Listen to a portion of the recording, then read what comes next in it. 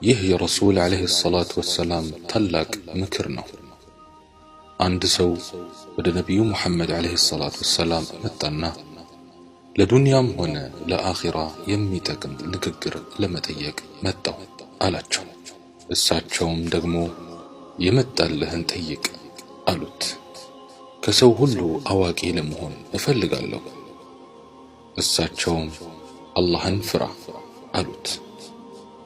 ከሰው ሁሉ ሀብታም ለመሆን እፈልጋለሁ ሲላቸው ባለህ ነገር ተብቃቃ፣ አላህን አመስግን አሉት።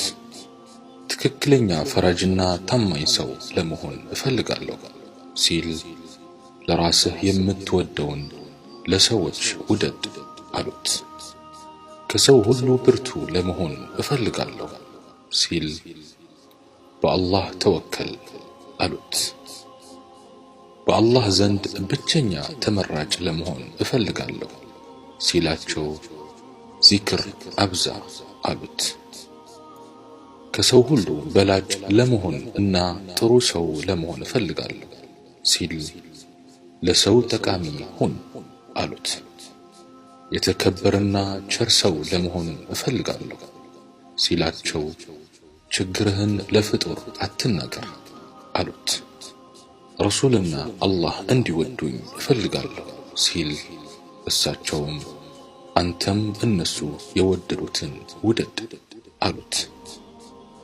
ከወንጀል የጠራው ሆኜ አላህን መገናኘት እፈልጋለሁ ሲል ጀናባህን በደንብ ታጠብ፣ እስትግፋር አብዛ፣ ማልቀስ፣ መተናነስ፣ መታመም አለብህ አሉት። ከበጎ ሰሪዎች ለመሆን እፈልጋለሁ ሲላቸውም አላህን ልክ እንደምታየው ሆነህ ተገዛው አሉት።